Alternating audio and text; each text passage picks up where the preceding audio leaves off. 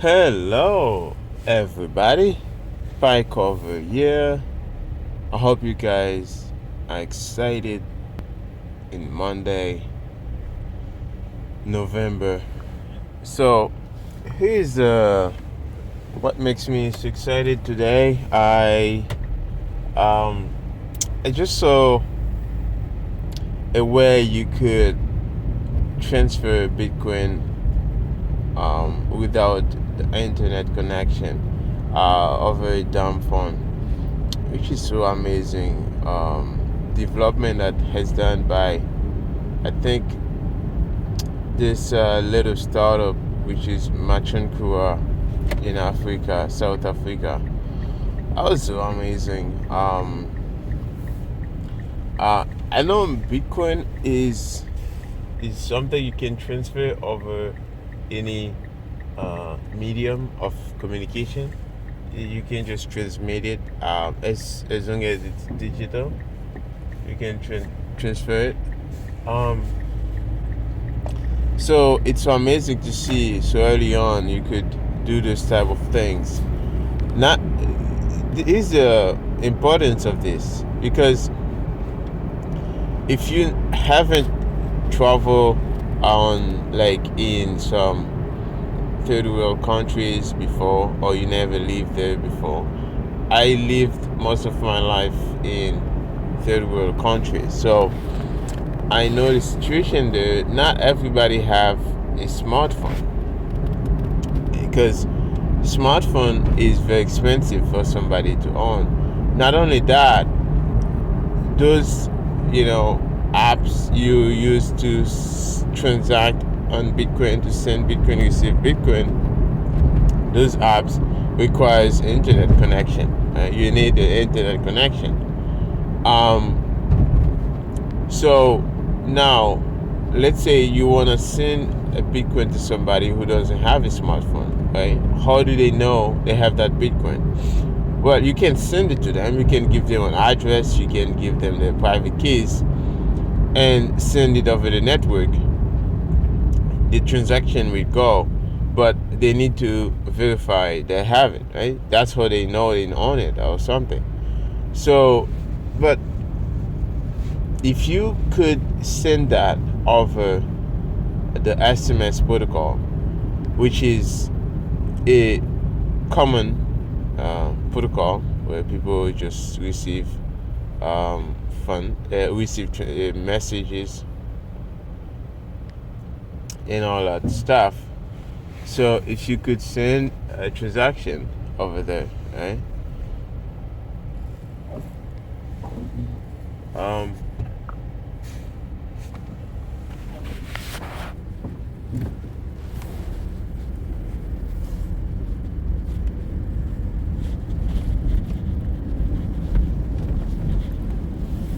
So if you could send a transaction over there, you could sorry guys, I had to stop a little bit for a school bus.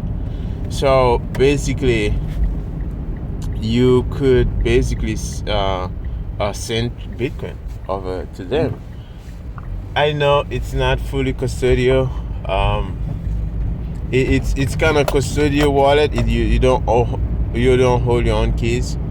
But at the same time, it's just like having wallet of Satoshi, right? You don't really own all your Bitcoin. It's over the Lightning Network. They run a Lightning node on your behalf to hold your sats. But again, it's one way you could do that, right? Many people in Africa, I know it's not a good idea to have so many people in Africa using wallet of Satoshi.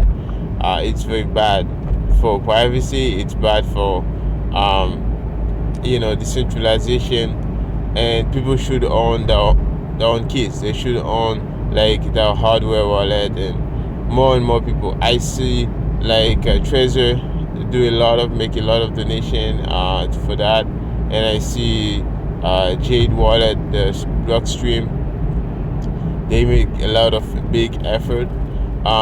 we need more of this to come. Seed signer, we need more of those things, so people can hold their own keys.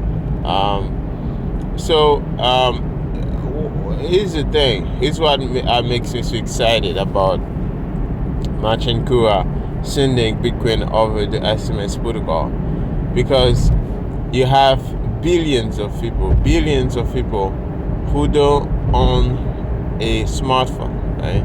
If we need Bitcoin to spread to those people, we need to make it easier, right? We need to be able to transfer Bitcoin over all the medium, right? So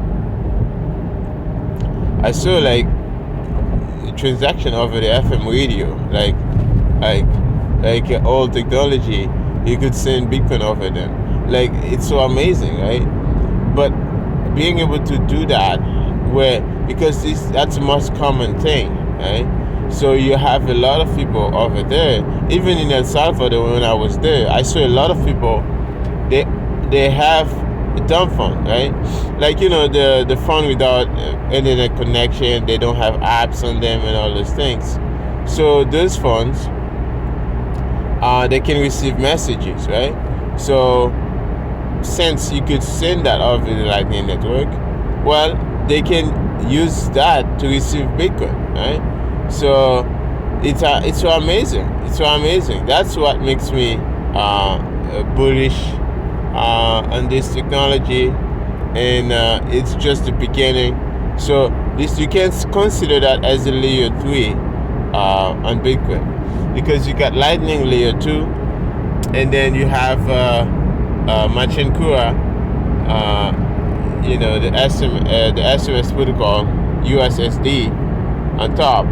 That's a layer 3, right? So amazing. And this is how we get to the edges, right? And this is like for the people this technology was really built for, right? So yes, we need more and more of those little startups, right? Those companies that can grow up and provide those services, right? We need more and more of those companies, because the more of this company we have, the more resilient the system gets, right? So we don't want only one company doing that. We want like many other companies that can be interoperable, right, in between. So, and then we want the people, because when you look at that, those people using Bitcoin, let's say, and then the price of Bitcoin blow up, right? It goes up way very high. Those people having dumb phone, they may be able to buy a smartphone, right? Just because Bitcoin price go up. So those are the things, right? So it's so amazing. So because especially like in country like Haiti, I'm trying to push adoption where you have the people. A lot of people, they don't have smartphone, and they don't have internet all the time, right? But if you could give them this money, they can transact over text messages.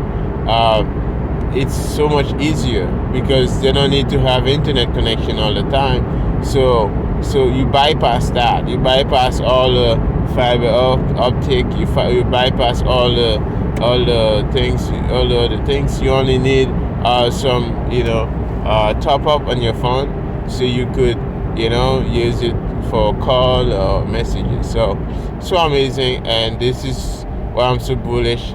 I know in the West, a lot of people, they talk about Bitcoin, they buy Bitcoin because of many reasons, because of speculation and all the other things. But in those countries, it's by necessity. It's because they don't have a choice. That's why you see in Turkey, Turkey, Bitcoin is the most adopted there, because they have a necessity. It's not because it's all fun and games. It's just because they have a necessity. They need it. It's a need. It's you take it or die. Right? That's what Bitcoin is to them. So in places like Argentina, it's not an option. It's just like you have to have it, right? So those are the countries where I think we should focus more on. I know in places like US, Canada, um, like you have like those countries where you have a lot of people. Yes, they do need it because you have a lot of inflation here too. In those places you have like 10, 20, 15% inflation. But you know what? You need to be able to look beyond that too, right? So, and there's places where people really need it, and give it to them with the technology they can use. That's amazing, and I really love that. I really love to see that, and I can't find. I'm looking ways to support this type of development and make sure that they succeed and the people don't lose their money. That's number one, and the people can do that. And not only that, you have a lot of those countries I forgot to mention, which are in neo colonialism, right? It's they have a French colonial currency they are using.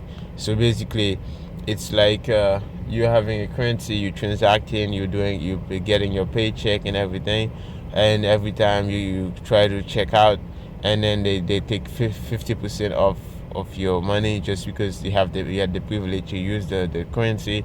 So they take this 50% off, and after that again they take another 50% off your money. You buy, you produce, you sell your natural resources, and then they go and they go on top of you, and then they take all like 50 to 90% of your revenue, and then they left you with the rest.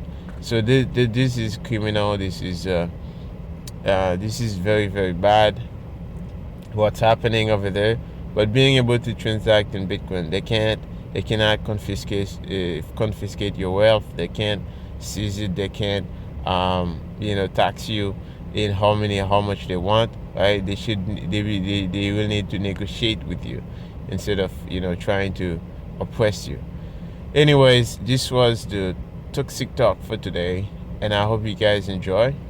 I'll see you again in the next toxic talk. It was exciting. I hope you guys was exciting too, and just stack sats, stay humble, just have fun. I know in Bitcoin, I know times may be harsh, things may be difficult. It's winter, it's difficult, but if you stay strong, if you stand to your gut and stick to it, then you should succeed, right?